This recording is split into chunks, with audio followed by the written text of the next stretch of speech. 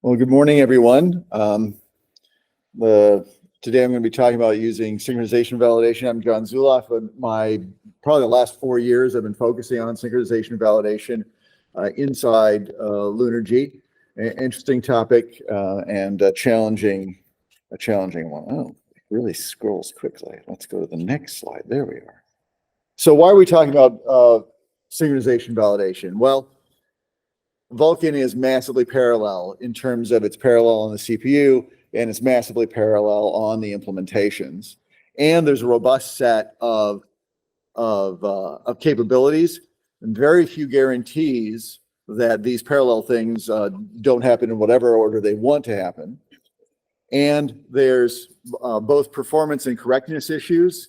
You do it wrong, you're either slow, or you have corrupted images, or you have a ticking problem that's going to blow up in your face at some point. Because in order to be sure about synchronization, it needs to be correct, not just apparently right. Because timing between implementations can be quite different. Even a change of driver can expose a synchronization issue. So as a level set, this is going to be a technical deep dive into synchronization validation with an insider's view of how synchronization validation is thinking, so you can understand what it's telling you, and it assumes that you have good and robust knowledge of the Vulkan synchronization capabilities. There are a number of resources, and they're listed in the white paper that I recently updated, both things I've written and others have written. So I refer you to those. Oh, there it is. So what is synchronization validation? We are looking to find access hazards between sequential operations that have insufficient synchronization between them. A hazard is any access that is not known what you're going to read or what you're going to end up writing. We operate at byte resolution. Although, as I've told a few people, I don't know how the bytes are arranged on the hardware. So there's an idealized version or an abstracted version of how the layout is. So I model against what would be a valid organization in memory. So I'm not going to give you a byte that's wrong. I'm going to give you accuracy at potentially sub-resource or pixel granularity, but it's modeled at byte resolution. And certainly buffers are at byte resolution. Covers all the different VK command types. Sync to support. We support both record time and submit time, as well as present operations, fence operations, and wait operations, and binary semaphores. There's limited aliasing detection for the reasons that I just described, but like resources will correctly detect hazards between aliases. There's no timeline semaphore support, and there's no host site access support, no swivel support. Those are important, and limited extensions. So to use synchronization validation is very straightforward. You want to have a clean validation run. You want to clean up all your other validation issues, because the synchronization validation model assumes it's being given valid Vulkan. If you give it invalid Vulkan, then you're going to get invalid synchronization validation. So make sure that you've got a clean one, and I'd recommend GPU assisted now, as it is inheriting more functionality, as Jeremy showed yesterday. And then you enable synchronization validation, disabling other validation, and you're going to break down your issues in the debugger. I haven't found any other way to debug synchronization other than in the debugger. Doing it just as a post-mortem on a run with a whole stack of output messages, you're not going to make any progress. Turning it on is as easy as the synchronization preset in VK config, or as has been shown in a couple of other talks, using the VK layer settings or the environment variables, noting that this is in the environment variables, these are the separators on Windows. On Linux and Mac, it's a different separator in the environment variable path. And here what we've done is turned on synchronization validation and pretty much turned off everything else. As a best practice recommendation, we leave on the thread safety check and we leave on unique handles. It's already challenging enough from run to run to identify what resources are, as in Vulkan, handles are not guaranteed to be the same. Man, this just loves to run away. So you've turned it on. Congratulations, get your cigar. It's an error. All right. So there's a simple two-step process to fixing this, understanding what the message says, and finding what is the missing synchronization. But first, let's get some background. What is synchronization validation doing? Fundamentally, it's doing three things. It's tracking the access history, the history of how each resource has been touched by commands. It applies synchronization operations to those accesses, keeping track of what has been made safe, what barriers exist between that operation and subsequent operations, and then when subsequent operations occur on that same resource, looking to see if, in fact, they are safe. Do they meet? I mean, there are built in, for example, raster order guarantees are automatic. So we say, hey, if it's a raster order guarantee, we're good. If there's a barrier, we're good. If not, we're going to report a hazard. Digging a little deeper on some of these concepts, we're always going to talk about accesses as stage access pairs, that where you have an access type happening at a stage. There are some meta stages, things like layout transitions, or present, acquire and release of present. But generally, you're going to think of it as a stage and an access pair. We talk about prior, current, and first accesses, and I'll expand on that more, but it's always looking at a pair of operations. What happened before and what's happening now, always. And the barriers are what is synchronized between what's before and what's now. The access operations are just any command that modifies memory or that records an operation that will modify memory. And the synchronization operations, the barriers, the render pass, begin, next, and sorts of things. There's two principal times we do synchronization validation: at record time and submit time. At record time, all you're getting, and frankly, this is, I say all, the reality is when I was testing this early on, almost every application I tested had a record time error. But all you're looking at is the effect of the current VK command on other VK commands in this command buffer, this reset. It doesn't look at any other commands. And at some level, if you decide you're never going to submit this command buffer, well, any error you get is actually a false positive because it could never cause a hazard because you never submitted it. But there's no better time to tell you that the command buffer you're making is going to cause a problem than when it would cause a problem. And we have the most information at this time. We do execute commands as special because at that point, we're now looking at the secondary command buffer, and we're only looking at the first access of the command buffer. And I refer you to the white paper for the reasoning as to why we only look at first and most recent. And it has to do with this slightly mind-numbing transitivity argument. And don't worry if it goes by you, it's in the paper. Essentially, if subsequent accesses of a command buffer would hazard against prior accesses in another command buffer, then one of two things either is true: that the first access hazards against prior, or the subsequent hazards against first. And since at record time we would have reported that, or at submit time we find it with first. So I argue that that's actually a sufficient reporting, but that also means anytime you see a hazard message, just like compiler messages, it means all bets are off on the validity of everything else. So the first hazard message you see, that's important. Ignoring it means anything else you get is suspect, or it's either incomplete or false positive. And again, at submit time, similar to command execute time, we're looking at the first access of the submitted command buffer to relative to all other submitted command buffers on this queue and other queue, subject to semaphore, wait, and fence restrictions. This thing really moves fast. And just to hammer on this again, because it's important, prior is the most recent access either within the command buffer or for a given queue. Current is the effect of the command that we are executing now at record time.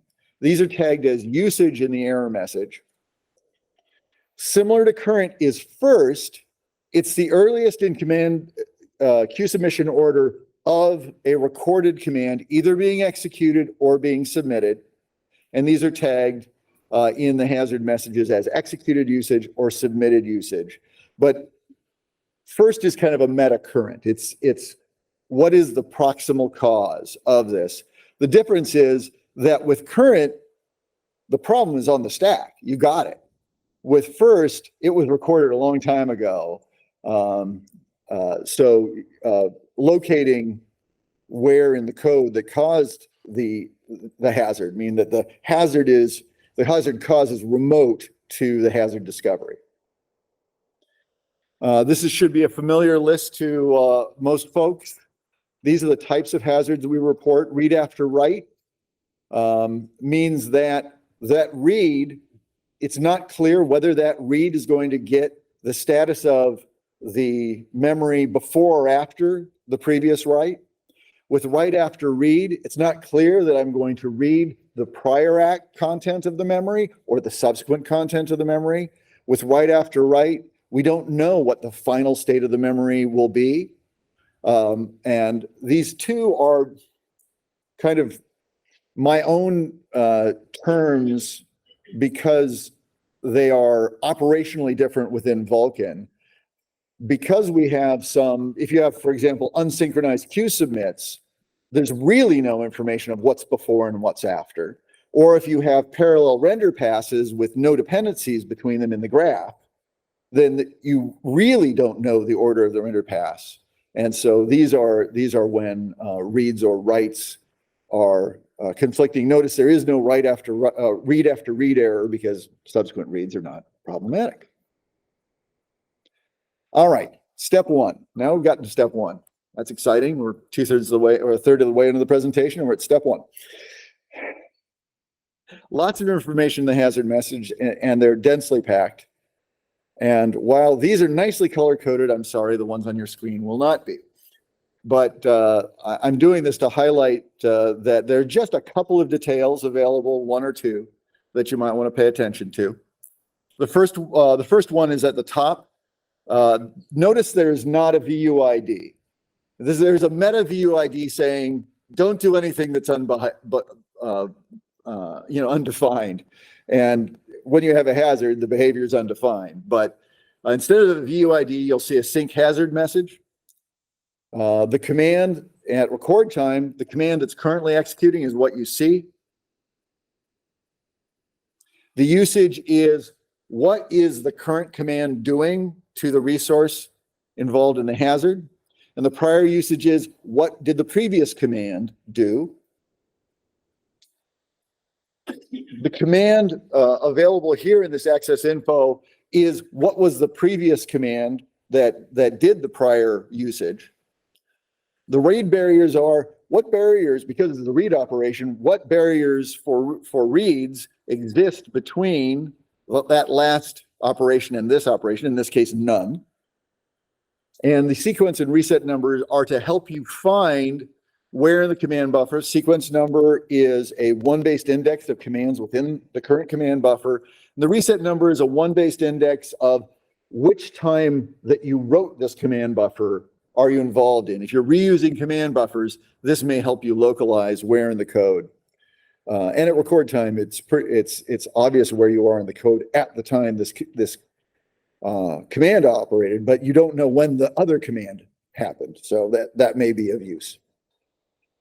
For submitted command buffer and similar and pretty similar for an executed command buffer, we have a bit more data. We have the fact that we're on a queue submit. We have a queue that we're on. We have the handle, the handle of that queue, and we have the now submitted usage, which is the first use within this command buffer. The prior use is a use that was previously submitted. It could be a prior command buffer, even in this same batch, or it could be in a previous batch, could be in a separate queue.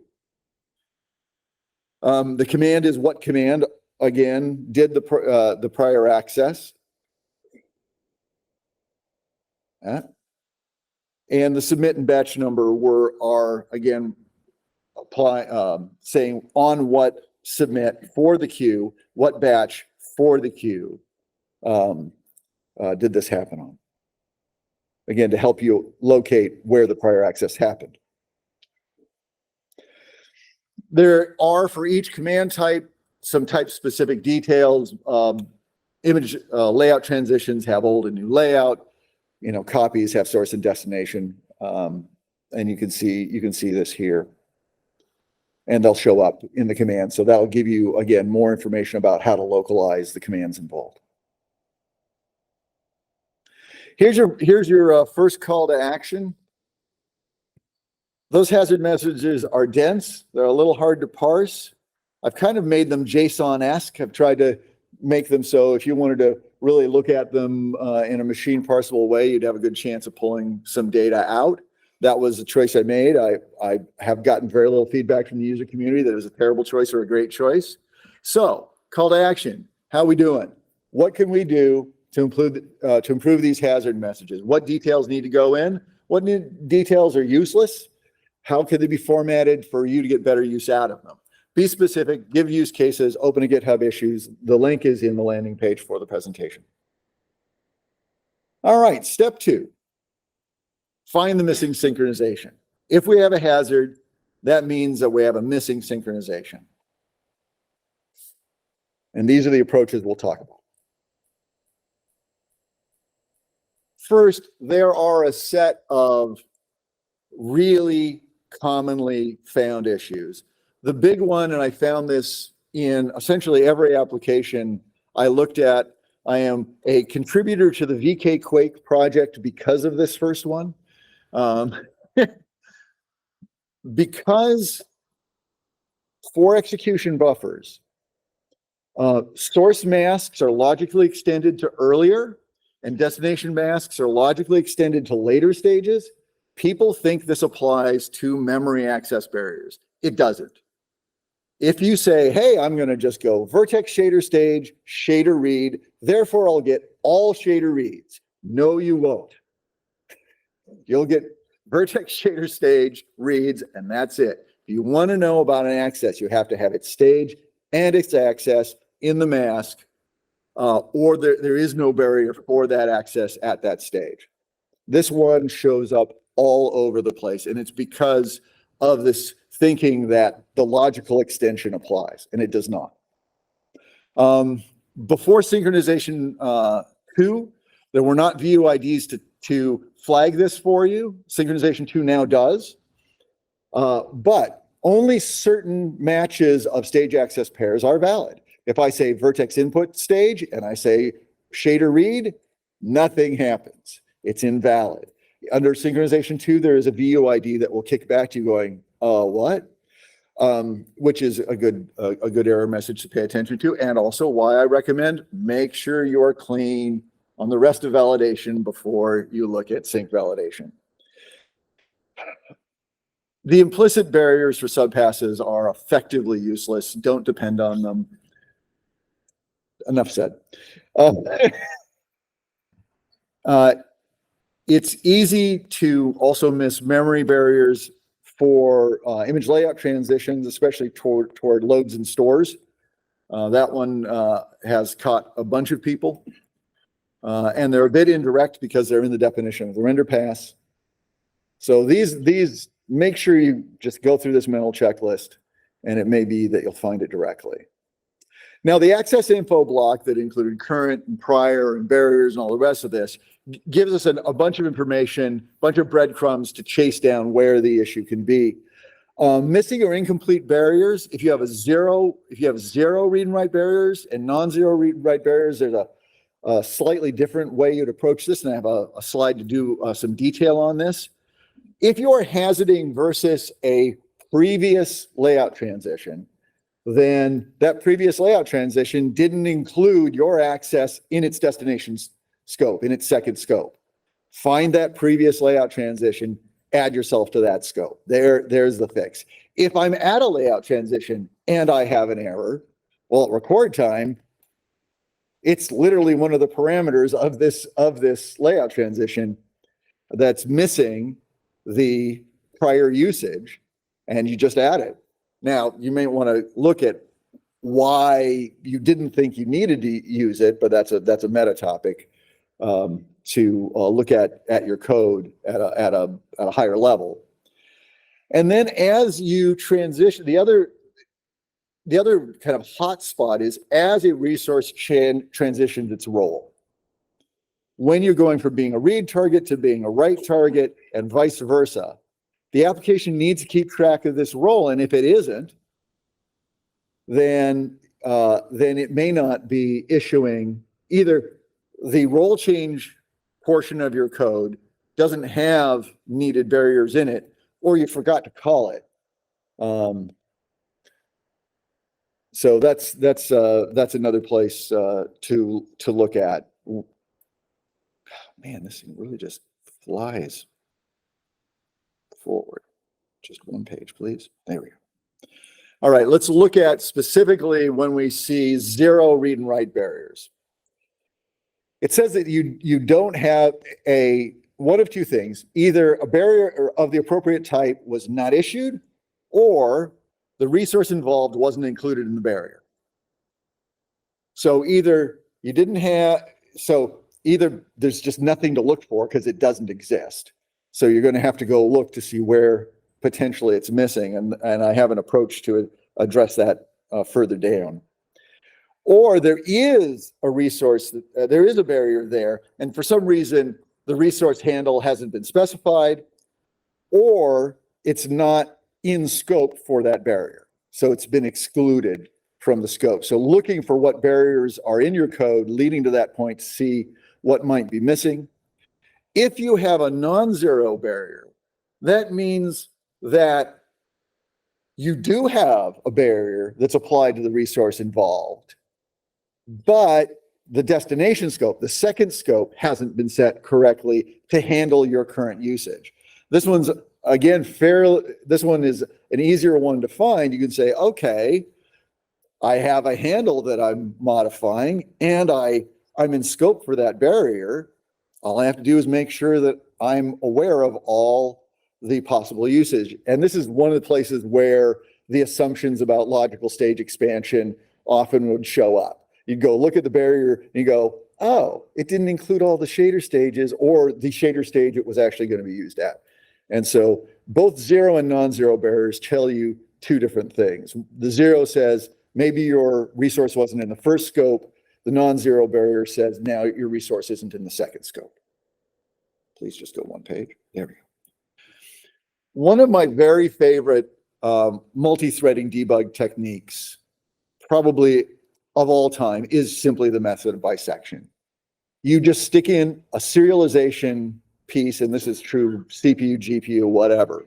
You just put in a big hammer serialization and see what changes. If the error disappears, so in this case, by big hammer, I mean all commands, all accesses.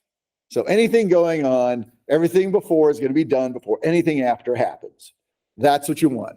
Boom, it's a serialization event. If where you put it in, the error goes away, then the issue is before where that barrier put in. If it doesn't go away, it's after. And beautifully, you will converge log n. And this is why I love it. It's fast. I remember one time I applied this to to a project, a team of about 10 people had been working on a bug for about a week. And I just got fed up with them not making progress. And I just went in and said, I'm just going to bisect this. And, a couple of hours, boom, there it was. Because it is just a big hammer and you just find it. Now, big hammers are big hammers. They do damage. This is a great way to find an error. It is a terrible way to fix an error. Unless you don't care about performance. So make sure you pull it, find a way to fix the problem, then get rid of your big hammer. All right. So that's kind of looking at it from an execution point of view. You can also look at it from a resource point of view. One of the most challenging things in debugging validation, synchronization validation issues is the handles are never the same, run to run. Thankfully, the debug utils allow you to name objects. And once you've named out, those names will be consistent as long as your code names them consistently. So if it's, if it's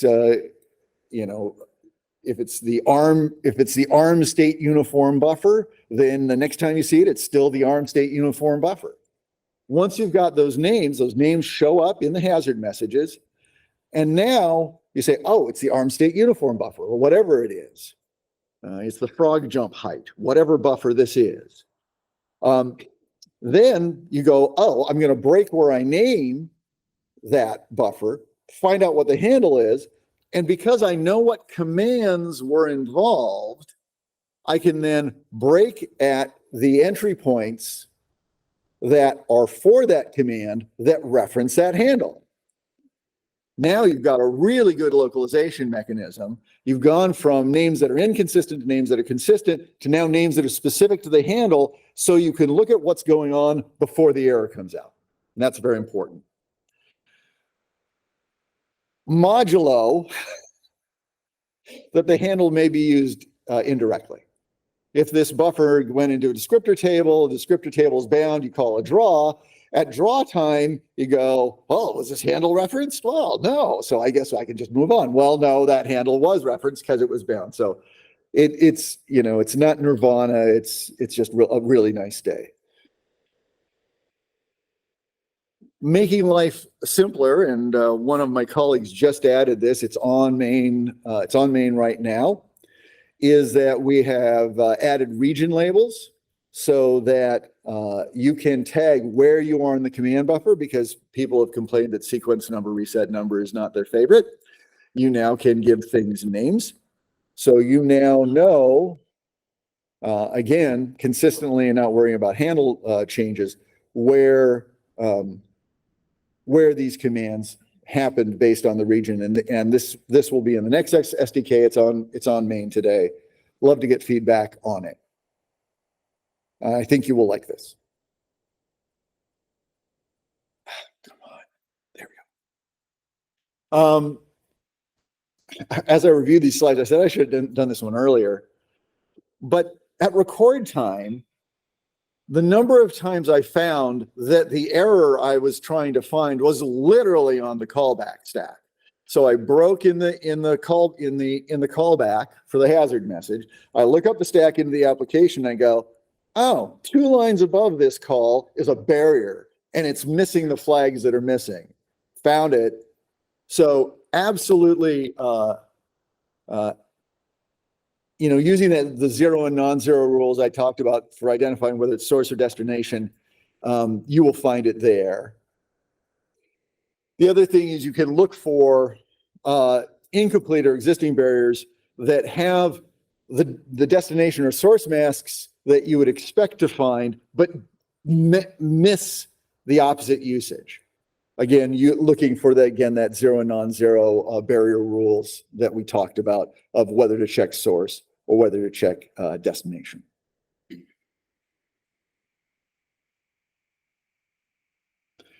And this is kind of a meta debug. Look at your role tracking metadata. There's another place. Early on, I was debugging synchronization validation against Godot, who was in the process of porting to Vulkan, and the people in the Godot community were very supportive as I tried untested validation against untested code, and it was actually a good experience. And one of the things that was a hole was in the role transitions, and this is like 3 years ago, so I'm not not dissing on Godot. There was a hole in some of the flags that were set when it would transition a texture from one role to another. And looking at that transition code, where does it say, hey, this is a texture? Where does it say this is a render target? When it made that transition, you just went to the code and you go, oh, well, that's an insufficient barrier. That doesn't have what I need. Or the other thing that I found in an application is that the role change call, kind of the meta call for the engine, was never made. Then nobody said, oh yeah, call this a render target. So it was being used as a render target, but nobody said call it a render target. And so even the perfectly good role change barriers that were implemented, they were never being called. So that's another place where code inspection can help you hone in on this area where you're changing between reads and writes, as that will help. Call to action 2. What I gave you is some general tips of how to use synchronization validation that I found useful and that should help you hone in on the root cause for your hazards. But I'm sure that this is not a robust or complete feature set. I want to hear about it. We want to hear it. Please open GitHub issues. Be specific. Give use cases. This is hard. Let's make it easier. And based on your experience and your use patterns are going to be different than mine. And certainly want to get feedback from the community to make this tool better. 2 final thoughts. As you are evolving your code, as you are fixing your synchronization validation issues, turn on the other validation. VK config is great. You just go click it and say, okay, now we're going to do core validation, because it doesn't help if you make something go away, but it's now invalid. So make sure that you keep going back and forth between synchronization and core validation as you refine your code. And please, please, please remember, just because it looks right doesn't mean it is correct. Timing is implementation specific, and lucky isn't a plan, unless you're Daft Punk. But you'll be up all night debugging. Thank you very much. Hi. So the sync validation, as I understand, does not really look inside shaders to see what's happening. So, for example, you could have a compute dispatch that writes to a storage buffer that is later consumed inside a render pass, and I might skip any barriers at all, and it will not, warn me. I wanted to ask, what's your thinking? What if we had like a validation warning that pretended that any way that a shader could access this descriptor is actually happening, and that would make me a lot more confident in my code. Yeah, that's an example of exactly the kind of issue that I'd love to see show up on GitHub. Because if, for example, there was a tool where we could configure on heuristics where no, we don't know for sure. For right now, for example, it's the issue is broader than that, because we were getting so many false positives for descriptor index binding. We simply have turned off. We don't know that it's going to be used, so we don't report it. It may be useful to some people to say, look, let's just assume that everything that's said is used, and please report that. That could be. Now, I haven't had a lot of this. This is kind of the first time somebody said, hey, make it more chatty. You probably want it configurably more chatty, and so it's chatty enough. That's a perfect example. I have a volunteer of an issue I'd love to see on GitHub. It is on GitHub. Is it on GitHub? Excellent. And not only a volunteer, a model citizen. Thank you, everyone. By the way, I should have asked the question. Has anybody tried using synchronization validation? Has anyone found anything useful using synchronization validation? Oh, okay. Okay. That feels better. So if I recall correctly, during the presentation, you said that every single software you ran this validation on produced errors, right? I have not. Yes. Okay. So my question is, are you aware of like a particular implementation, for example, of doing auto barriers or auto sync that could work? Like a way that, let's say, maybe somebody has a library that does this properly, Vulkan abstraction, maybe there's a need for a library for Vulkan that might just do like the placing of the pipeline barriers and stuff. Yes, certainly that could be done. My concern is, given the level of work it takes inside synchronization validation to recognize all possible usages of all possible resources, that could be challenging. It would seem that you would have to, a library is certainly possible. I won't speculate as to the design. I mean, certainly older standards like DirectX 9 or OpenGL embedded this, recognizing that a resource had changed roles or type of usage. I mean, I certainly implemented it in a DirectX 9 driver at one point to do the automated work. So, I mean, it's certainly possible. You mentioned that when you use timeline semaphores, it's not supported. It's not currently supported. That's correct. What will be the side effects when running the applications? So by not looking at the effect of timeline semaphores, there'll be false positives because they will act as if there were no semaphore. It's a challenging thing to validate. It hasn't been done yet. I can think of this synchronization validation might be useful also in case of Vulkan video. But when you're using a GPU rendering using Vulkan and then encoding using Vulkan video, is that kind of support already available? Like as I said, limited extension support in video is not. I don't believe the video extension support is there. That's an ask. I mean, as has been said in a number of our presentations, the GitHub is the squeaky wheel.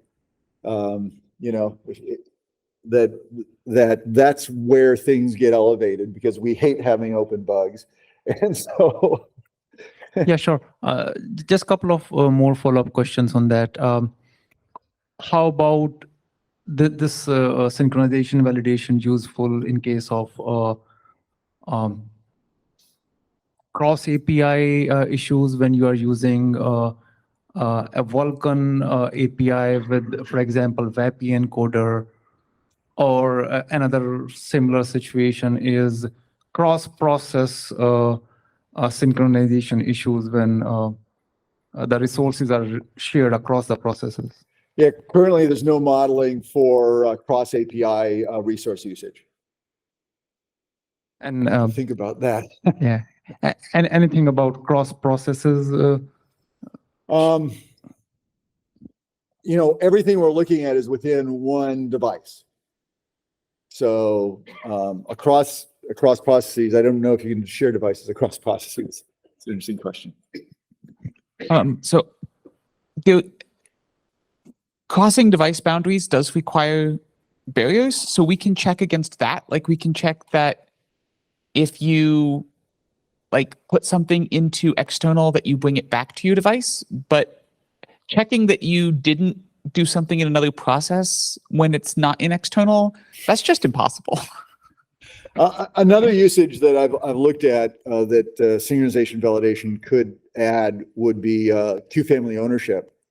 One of the things that certainly could be done and isn't done today is when you do a QFO release, I could mark that as "don't touch me," and anybody that touches it gets a hazard.